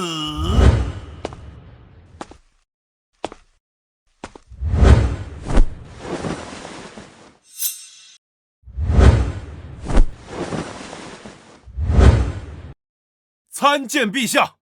参见陛下！参见皇太后！吾皇万岁万岁万万岁！八弟，你为何不跪啊？二哥，这样不对吧？父皇答应了大哥，将九弟立为储君。就算父皇立了遗诏，这位置应该也是九弟来做，而不是你。难道就不能是父皇改主意了吗？不错。二哥，你觉得父皇会这么蠢吗？九弟各方面都比你强，父皇会传位你？诸位，太子前脚刚死，父皇后脚就离世，这事你们不觉得奇怪吗？放肆！八弟，你这是在怀疑朕了。你这是在怀疑朕了。不错，我就是怀疑你，是你杀了太子，杀了父皇，才可以顺利的坐上这个位置。八皇子说的有道理，太子已死，剩下的皇子中，继位遗诏最合适的人选应该是叶云才对。大胆！先帝遗诏，白纸黑字，天意如此。叶无忌，你难道不识字吗？竟敢质疑先帝遗诏！来人，给我拿下！陛下，八皇子公然质疑先帝遗诏，若不惩戒一二，恐怕难以服众。轩儿，你要记住，要想成就一番霸业，就必须要狠，要比所有皇子都狠。只有这样，才能登上这皇位，才能坐得稳，坐得久。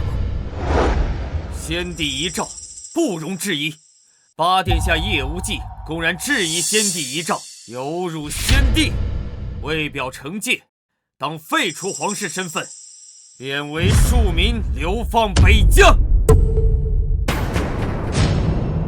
还有你们其他人，若是也同他一样质疑先帝遗诏，一并处置。你就不怕九弟回来收拾你吗？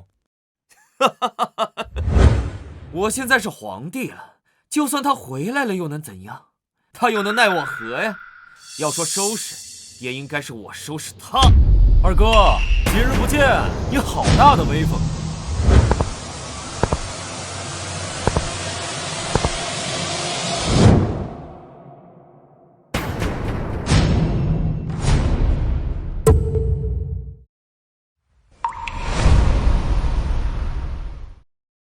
是九皇子，九皇子回来了！听说是九皇子声东击西，出奇制胜，灭了准噶尔国。陛下不是奇功啊！九弟，你回来了。是巧合吗？他怎么偏偏在这个时候回来啊？九弟，你这话说的就不对了。如今朕已是皇帝，朕的话便是南国的天理，便是浩荡皇威。如今朕的话，谁敢不听？哪个敢不从啊？好一个天理，好一个浩荡皇威！我不在这段日子，南国的天就变成这个样子了吗？云儿，既然你二哥轩儿已经登基为帝，那这南国自然就是要听他的。如果你连这个道理都不懂的话，可是可以治你一个忤逆帝命之罪。娘不是最疼爱我了吗？肯定不忍心让二哥治我的罪吧？闭嘴！你不配叫我娘，你算什么？不过是个不学无术的纨绔，养在身边都嫌丢人现眼。只有轩儿才是我的亲生儿子。奇怪，为何臣之对叶云突然态度大变呢？难道真的如八皇子所说，陛下真的是被他们……母后，你跟他讲这么多废话干什么？既然九弟回来了，那我们也应该好好治一治他的罪。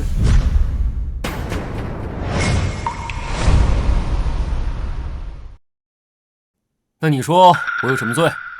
哼，九殿下叶云未经皇帝准许，擅自动用10万北元军起兵北征，违反了军法律令，当以谋逆罪处置，按律当斩。我若不灭了这个准噶尔国，届时他们三国大军压境，你守得住南国的国门吗？一码归一码，他们若是真攻进来了，朕自有办法应对。办法？是割15座城池，还是30座呀？你大胆叶云，你是在质疑陛下的能力不成？看不出来吗？你叶云这是疯了吗？一回来便疯狂挑衅二皇子，二皇子如今可是皇帝呀！陛下，叶云以下犯上，忤逆皇威，目无朝纲，这必须得严惩，以儆效尤啊！必须严惩。九殿下叶云违反军令，擅自出兵，意图谋反，还在朝堂之上以下犯上，对朕大不敬。从即日起，剥夺其镇北大元帅之位，废除皇室身份，斩立决。来人，给朕把他拖出去！怎么办？要不要开口为他求情啊？真是，哎呀，我刚才答应女儿嫁给他，他一回来怎么就捅出这么大的篓子？哎，罢了，他是我的未来女婿，我不能见死不救。你还不敢动我啊？叶云呀，先帝在的时候，你可以仗着先帝的宠幸说这样的话，不把我们二人放在眼里。可是如今你还看不清局面吗？轩儿是新帝，他随便一句话就可以置你万劫不复。不错呀，难道你还能让父皇活过来不成？确实可以。死人怎么可能复活？看来是陛下的死对九皇子的打击太大了，让他这里出现了问题。好啊，你若是能让父皇活过来，那我这个皇位给你做做也可以呀。好啊，逆子，朕的这个位置坐的还算舒坦吗？父皇，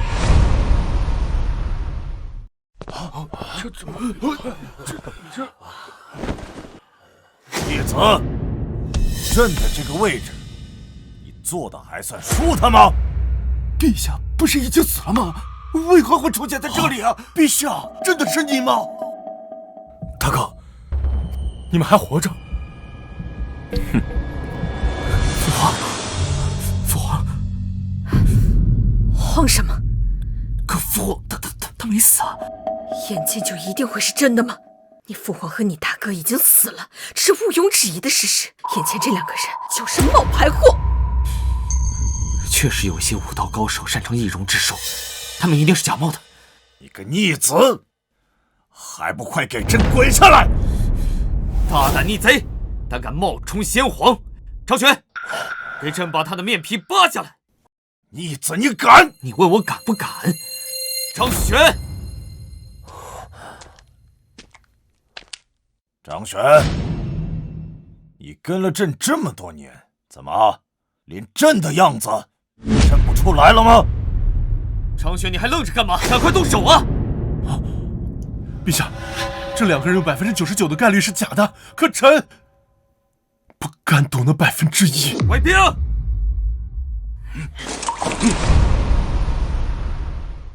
给我拿下！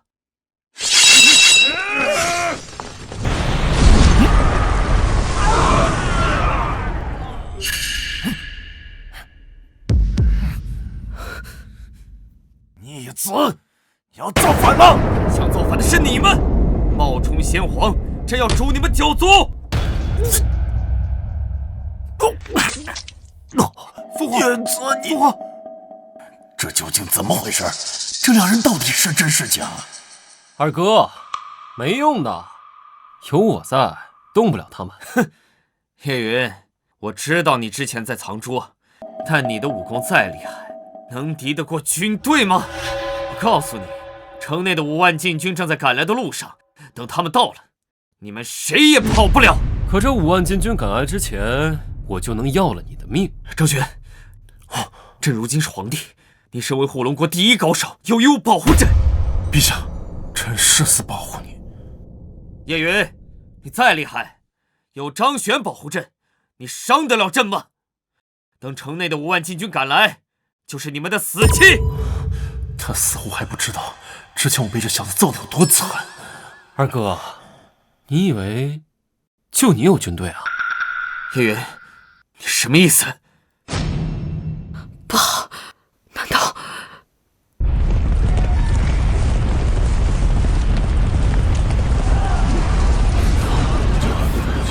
怎么回事？啊！陛下，不好了！10万北元军正直奔京城而来。什么？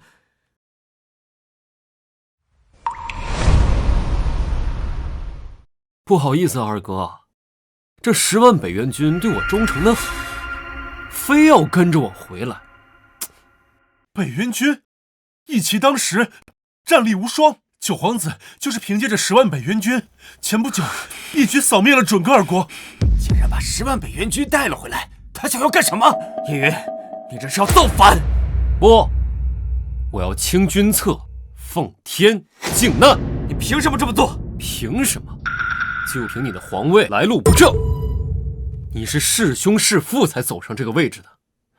我说的对吗？胡说八道！你有什么证据？不错，叶云，你可不要血口喷人。证据？你为何不问问父皇和太子呀？他们已经死了，现在这2个是冒牌货，问他们有何用？飒飒西风，满院栽，蕊寒香冷蝶难来。他年我若为青帝，暴雨桃花一处开。这是太子所创的诗句啊！公子世无双，陌上人如玉。公子气质神态是伪装不出来的，他真的是太子，太子还活着。太子，这究竟是怎么回事啊？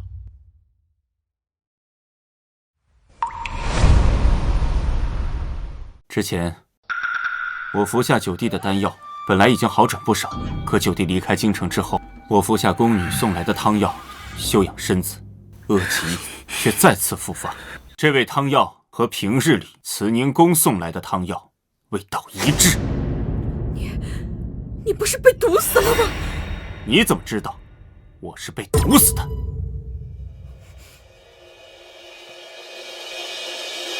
没错，我是已经被毒死，可就在我咽下最后一口气，白布过尸的时候，九弟的手下送来续命仙丹，帮我续上了一口气。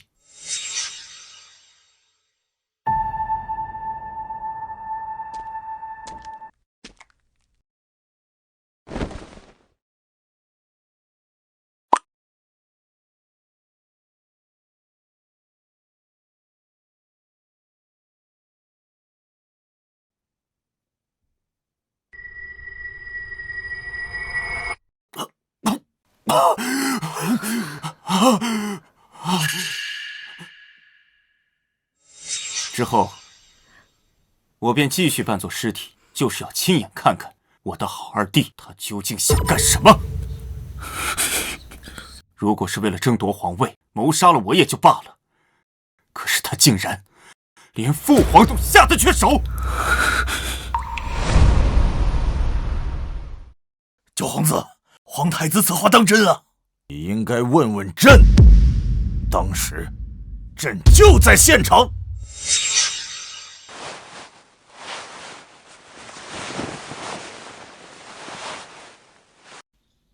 好了，都下去吧。为何不退啊？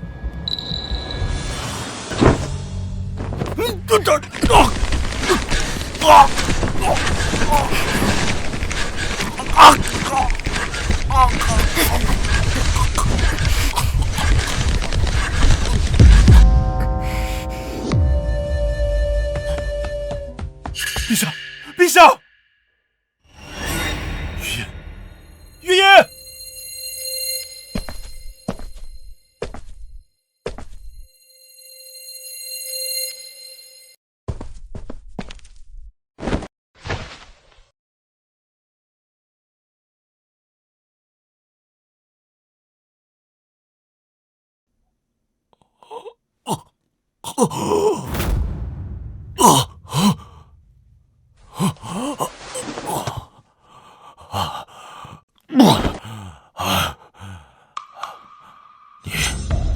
你是何人？陛下，在下听雨楼花魁，奉九皇子之命前来保护陛下。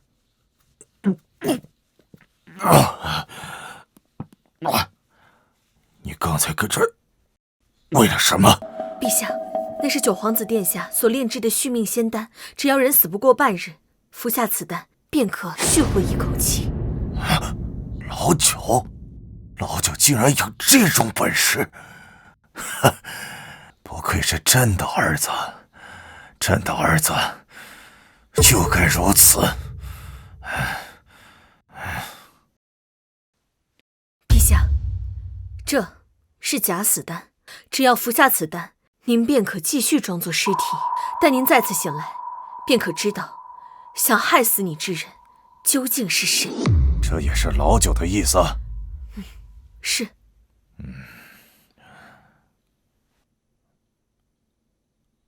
好，那朕就看看，到底是谁想害朕。若非是朕服用了老九派人送来的续命仙丹，怕朕早已经死于非命了，又怎会出现在这里？臣等参见陛下。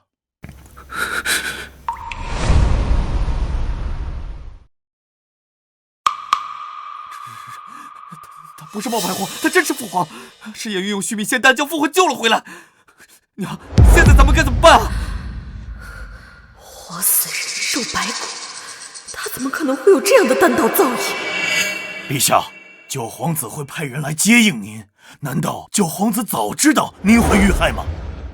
我不知道陛下会不会遇害，我只猜，在我外出的时候，他们会不会按耐不住，做出什么事情？很显然，我猜对了。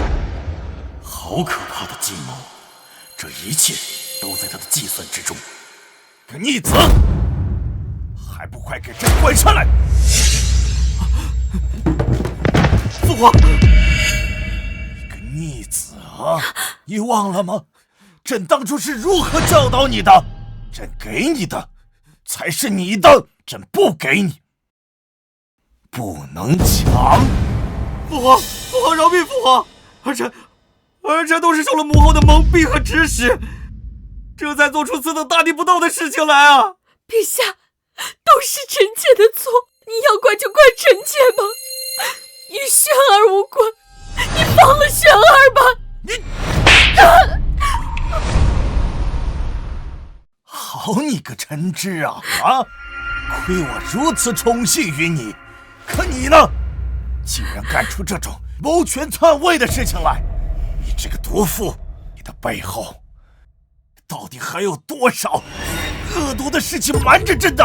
陈芝，那么多莫名死去的皇子，也出自你的手笔吧？你为了让你儿子上位，不择手段，费尽心思，害死了那么多优秀的皇子，我娘也是被你所害。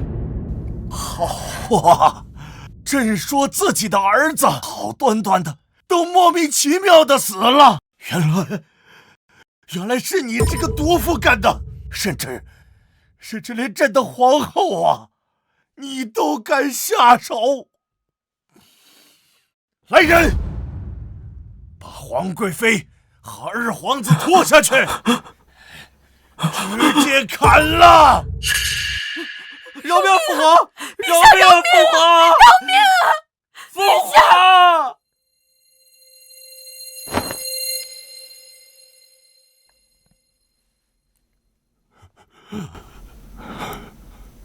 娘，孩儿终于给你报仇了。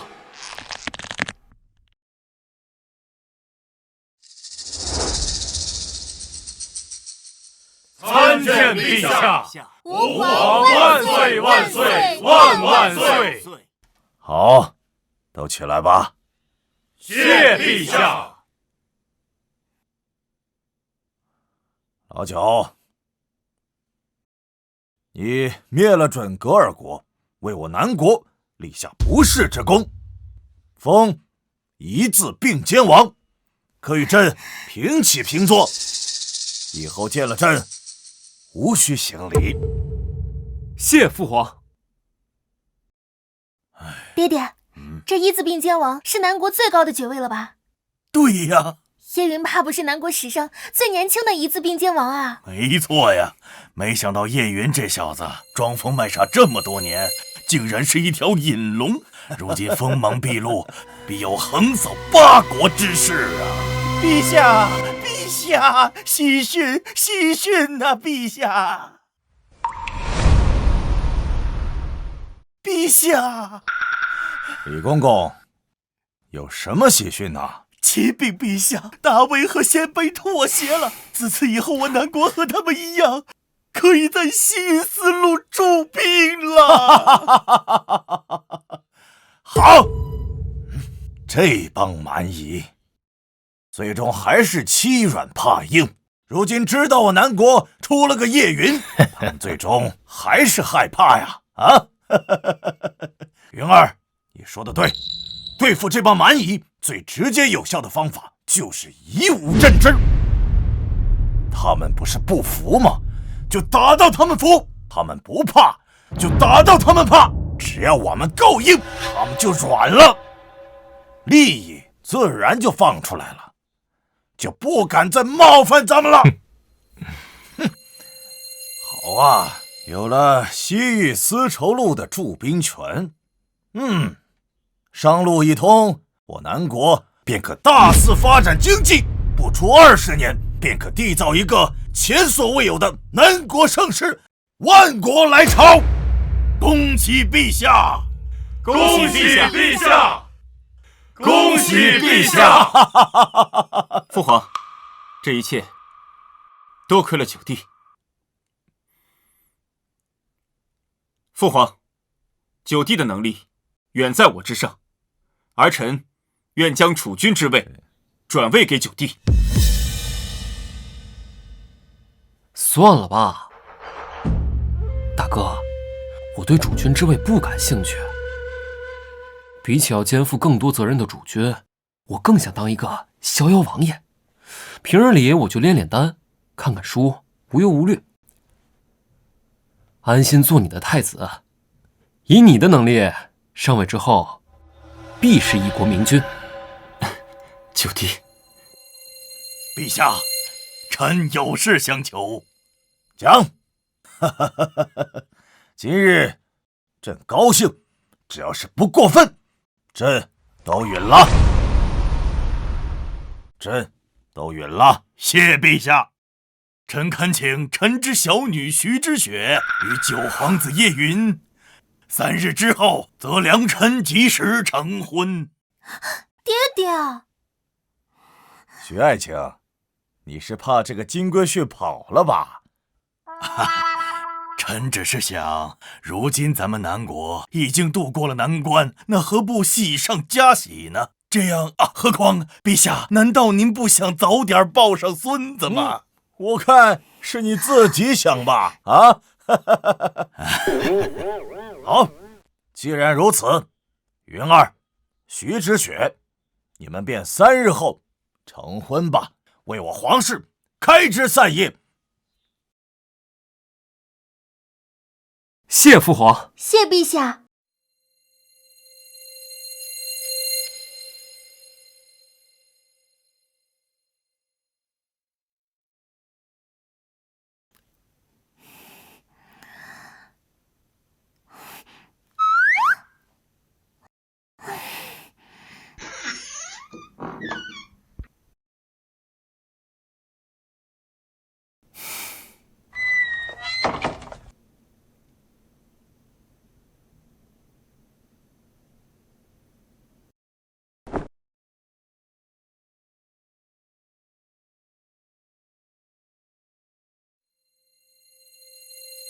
叶缘，我都等你好久了。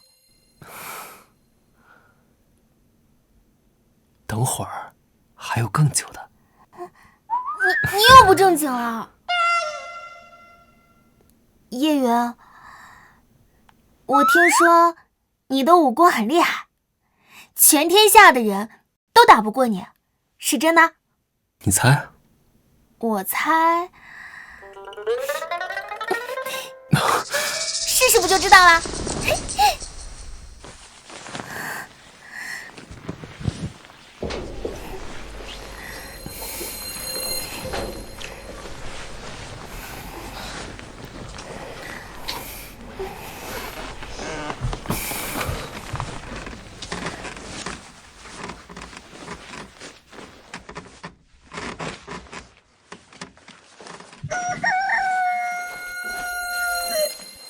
哎呀！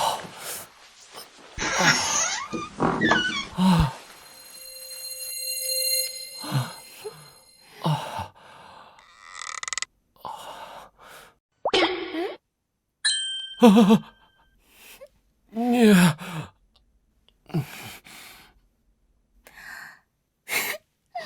什么天下第一，还不是扶墙而出？